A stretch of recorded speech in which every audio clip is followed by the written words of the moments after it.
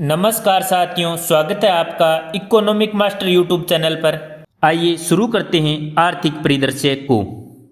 सोना यूरो को पीछे छोड़ दूसरी सबसे बड़ी आरक्षित परिसंपत्ति बना। यह जानकारी किसने दी? वर्ल्ड गोल्ड काउंसिल WGC ने और यूरोपीय सेंट्रल बैंक ECB ने। वैश्विक आरक्षित संपत्ति में अब डॉलर पहले स्थान पर कायम है, लेकिन सोना दूसरे स्थान पर आ गया है, जबकि यूरो तीसरे स्थान पर खिसक गया है। अमेरिकी डॉलर कुल वैश्विक भंडार का 46% है, सोना 20%, यूरो 16%।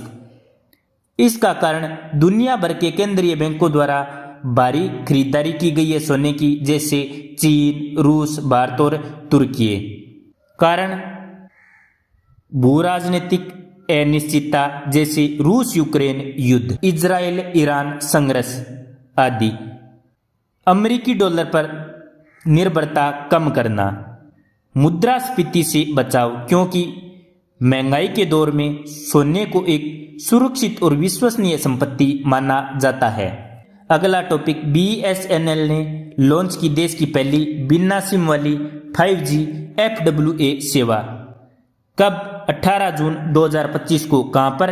हैदराबाद में। अपनी quantum 5G fixed wireless access FWA सेवा का सॉफ्ट लॉन्च किया। उद्देश्य क्या है? बिना फाइबर केबल बिछाए 5G नेटवर्क घरों तक हाई स्पीड ब्रॉडबैंड इंटरनेट पहुंचाना। यह भारत की पहली बिना सिमलेस वाली 5G सेवा है और पूरी तरह से स्वदेशी तकनीकी पर आधारित है। BSNL बिना सिम प्रमाणीकरण और स्वदेशी 5G रेडियो की पेशकश करने वाला पहला भारतीय ऑपरेटर बन गया है। यह प्रोजेक्ट पायलट प्रोजेक्ट के रूप में सितंबर 2025 तक बेंगलुरु, पुणे और चंडीगढ़ सहित कई अन्य शहरों में किया जाएगा। अगला टॉपिक, भारत का पहला of grid green hydrogen pilot plant शुरू।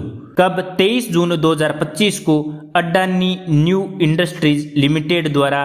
कहां पर? गुजरात के कच्छ में। 5 मेगावाट की क्षमता है इसकी। अत्याधुनिक रूप से संचालित है, पूर्ण रूप से सौर ऊर्जा से संचालित है और बैटरी ऊर्जा भंडारण प्रणाली BESS भी एकीकृत है, जिससे यह पूरी तरह ऑफ ग्रिड पर काम करेगा। यह संयंत्र राष्ट्रीय हरित हाइड्रोजन मिशन के तहत भारत में स्वच्छ और स्वदेशी ऊर्जा के स्रोत को बढ़ावा देने की दिशा में महत्वपूर्ण कदम है। अगला टॉपिक, देश की पहली समुद्री NBFC Sagarmala finance corporation limited का उद्घाटन। 26 जून 2025 को केंद्रीय पत्तन, पोत, परिवहन और जलमार्ग मंत्री सर्बानंद सोनोवाल ने इसका उद्घाटन किया। यह company Sagarmala development company limited के नाम से जानी जाती थी। 19 जून 2025 को SMFCL को RBI द्वारा NBFC के रूप में पंजीकृत किया गया था। यह मिनी रत्न श्रेणी फेस्ट का एक सार्वजनिक उपक्रम है। मुख्य उद्देश्य क्या है? बंदरगाहों, शिपिंग कंपनियों, स्टार्टअप्स और समुद्री शैक्षणिक संस्थानों को उनकी जरूरत के अनुसार वित्तीय सहायता प्रदान करना, ताकि भारत के समुद्री बुनियादी ढांचे के विकास को अमृतकाल विजन 2047 के अनुरूप गति दी जा सके। अगला टॉपिक, RBI ने लगातार तीसरी बार घटाई रेपो रेट। कितनी? 50 बेसिस पॉइंट अर्थात 0.50% की कमी कर दी। इससे अब रेपो रेट कितनी हो गई? 5.50%। यह घोषणा कब की गई? MPC यानी मौद्रिक नीति समिति की बैठक में 6 जून 2025 को। MPC की बैठक की अध्यक्षता कौन करता है? RBI governor. और वर्तमान में RBI के गवर्नर कौन है? संजय मल्होत्रा। लगातार तीसरी बार रेपो रेट को घटाया गया है। पहले फरवरी में, उसके बाद अप्रैल में और अब जून में इसे घटाया गया है।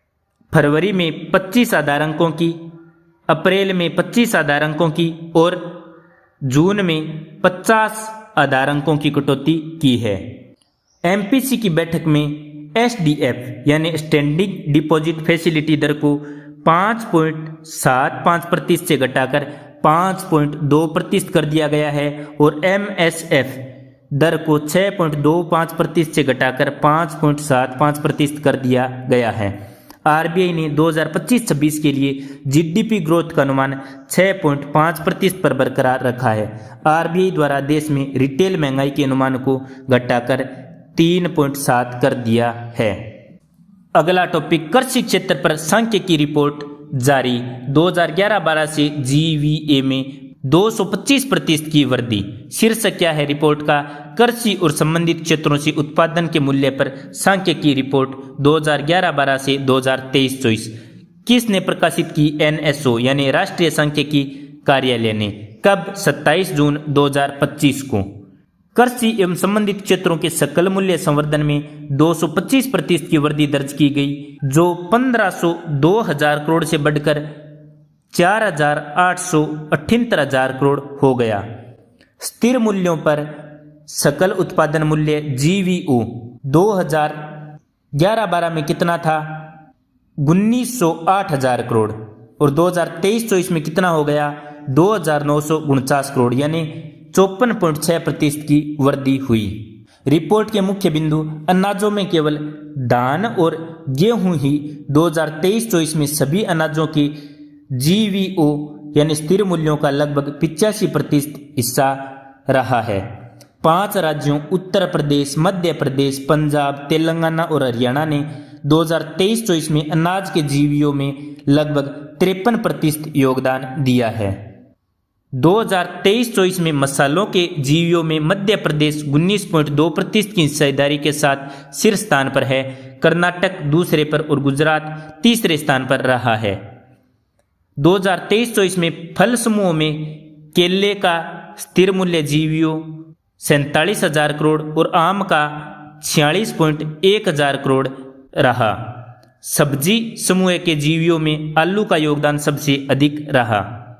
पशुधन उत्पाद का जीवीओ 2011-12 में 488,000 करोड़ से बढ़कर 2023-24 में 919,000 करोड़ हो गया। 2011-12 से 2023-24 के दौरान दूध की हिस्सेदारी 67.2% से घटकर 65.9% हो गई। पशुधन क्षेत्र के कुल जीवियों में मांस समूह की हिस्सेदारी स्थिर मूल्यों पर 19.7% से बढ़कर 24.1% हो गई। वानिकी और लॉगिंग क्षेत्र में औद्योगिक लकड़ी का मूल्य 2011-12 में 49.9% था, जो 2023-24 में बढ़कर 70.2% हो गया। भारत के कृषि जीवियों में मत्स्य पालन और जलीय कृषि का योगदान 2011-12 में 4.2% था, जो 2023-24 में बढ़कर 7% हो गया। अंतर्देशीय मछली का हिस्सा 57.7% से घटकर 50.2% हो गया, जबकि समुद्री मछली की हिस्सेदारी 42.3% से बढ़कर 49.8% हो गई। अगला टॉपिक, देश के सबसे बड़े ऑटोमोबाइल गति शक्ति मल्टी मॉडल कार्गो टर्मिनल का उद्घाटन 17 जून 2025 को केंद्रीय रेल मंत्री अश्विनी वैष्णव ने हरियाणा के मानेसर स्थित मारुति सुजुकी प्लांट में किया। 10 किलोमीटर के समर्पित रेल लिंक के माध्यम से पटली रेलवे स्टेशन से यह संयंत्र जुड़ा हुआ है। यह परियोजना हरियाणा रेल अवसंरचना विकास निगम द्वारा विकसित 121.7 किलोमीटर लंबे हरियाणा ऑर्बिटल रेल कॉरिडोर का हिस्सा है। निर्माण लागत कुल कितनी आएगी? 800 करोड़ रुपए, जिसमें से 684 करोड़ रुपए HRIDC और शेष मारुति सुजुकी वहन करेगी।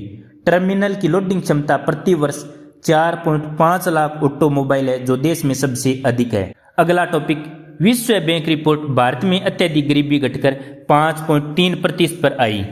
2011-12 में भारत में अत्यधिक गरीबी दर 27.1% थी, जो 2022-23 में 5.3% रह गई।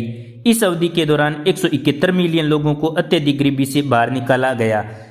ग्रामीण क्षेत्र में गरीबी कितनी हो गई है? 18.4% से घटकर 2.8%। शहरी क्षेत्र में 10.7% से घटकर 1.1%। गरीबी का नया पैमाना, विश्व बैंक द्वारा तय किए गए नए पैमाने पर अब प्रतिदिन $3 यानी लगभग 257 रुपये से कम खर्च करने वाले व्यक्ति को अत्यधिक गरीब माना जाता है। पहले यह सीमा $2.15 प्रतिदिन थी। प्रतिदिन कितना खर्च? लगभग 257 रुपये। तो बताइए आप अत्यधिक गरीब की श्रेणी में आते हैं या नहीं। 2011-12 में भारत में अत्यधिक गरीबों की संख्या 344.47 मिलियन थी, जो 2022-23 में 75.24 मिलियन हो गई, जो 2022-23 में घटकर 75.24 मिलियन हो गई। अगला टॉपिक, गाजियाबाद में बनेगा अत्याधुनिक हरित डेटा केंद्र। कहाँ पर? साहिबाबाद केंद्रीय इलेक्ट्रॉनिक्स लिमिटेड परिसर में 26 जून 2025 को इसकी आधारशिला रखी गई ग्रीन डाटा सेंटर की। ग्रीन डाटा सेंटर केंद्रीय इलेक्ट्रॉनिक्स लिमिटेड विज्ञान और प्रौद्योगिकी मंत्रालय के अंतर्गत आता है। 1000 करोड़ रुपए का निवेश होगा। 30 मेगावाट की क्षमता होगी। यह निर्बाध क्लाउड सेवाएं और आपदा राहत प्रतिकृति के लिए उन्नत कनेक्टिविटी प्रदान करेगा। दक्षिणी अमेरिका में मिला तांबे, सोने और चांदी का विशाल भंडार। कहाँ पर? एंडीज पर्वतमाला में चिली और अर्जेंटीना की सीमा पर स्थित फिलो डेल सोल नामक स्थान पर यह भंडार मिला है, जो दुनिया के सबसे बड़े भंडारों में से एक माना जाता है। इस भंडार में 1.3 करोड़ टन तांबा, लगभग 10 लाख किलोग्राम सोना, 18 करोड़ किलोग्राम से अधिक चांदी होने का अनुमान है। यह समुद्र तल से लगभग 16,400 फीट की अत्यधिक ऊंचाई, खराब मौसम और ऑक्सीजन की कमी के कारण इसके खनन कार्य को बेहद चुनौतीपूर्ण माना जाता है। अगला टॉपिक, गुलाब की खुशबू वाली लीची। पठानकोट पंजाब से कतर में दोहा के लिए 1 मीट्रिक टन गुलाब की खुशबू वाली लीची की पहली खेप 23 जून 2025 को की गई। यह निर्यात खेप कृषि और प्रसंस्करण खाद्य उत्पादन निर्यात विकास प्राधिकरण एपिडा की मदद से की गई। पठानकोट से दुबई को 0.5 मीट्रिक टन लीची का निर्यात किया गया। वित्त वर्ष 2023-24 के लिए पंजाब का लीची उत्पादन 71,490 मीट्रिक टन रहा, जो भारत के कुल लीची उत्पादन का 12.39% है। अगला टॉपिक, बिहार के मडौरा लोकोमोटिव फैक्ट्री से पहला इंजन अफ्रीका को निर्यात किया जा रहा है। तो मडौरा प्लांट कहाँ पर है? बिहार। इस क्रम में गिनी गणराज्य को निर्यात के लिए मडौरा प्लांट में निर्मित अत्याधुनिक लोकोमोटिव को प्रधानमंत्री नरेंद्र मोदी ने 20 जून 2025 को हरी झंडी दिखाई। इस कारखाने में निर्मित पहला निर्यात लोकोमोटिव उच्च हॉर्स पावर इंजन, उन्नत एसी प्रणोदन प्रणाली, माइक्रो प्रोसेसर आधारित नियंत्रण प्रणाली, एर्गोनॉमिक कैब डिजाइन से सुसज्जित है, जिसमें पुनर्योजी ब्रेकिंग जैसी तकनीकी भी शामिल है। S&P ग्लोबल रेटिंग्स ने 24 जून 2025 को चालू वित्त वर्ष के लिए भारत के जीडीपी पूर्वानुमान को बढ़ाकर कितना प्रतिशत कर दिया है? तो सही उत्तर होगा 6.5%। विगत 75 वर्षों में देश में हुए आर्थिक बदलावों के प्रभाव के आंकलन हेतु भारत सरकार NSS के तहत कौन सा सर्वे वर्ष 2026 में करवाएगी? घरेलू आय सर्वेक्षण पहला। एलन मस्क की स्टारलिंक भारत में सैटेलाइट कम्युनिकेशन सेवाएं देने का आधिकारिक लाइसेंस प्राप्त करने वाली कौन सी कंपनी बन गई है? तीसरी। पहली वनवेव, दूसरी रिलायंस जियो, तीसरी स्टारलिंक। सेबी ने यूपीआई आधारित नया पेमेंट सिस्टम किस नाम से तैयार किया है, जो 1 अक्टूबर 2025 को लागू होगा? @वैलिड। तो साथियों, आर्थिक परिदृश्य में इतना ही। आपको वीडियो कैसा लगा नीचे कमेंट में अवश्य बताएं। यदि आपने अभी तक इकोनॉमिक मास्टर यूट्यूब चैनल को सब्सक्राइब नहीं किया है तो सब्सक्राइब अवश्य करें। धन्यवाद। जय हिंद, जय भारत।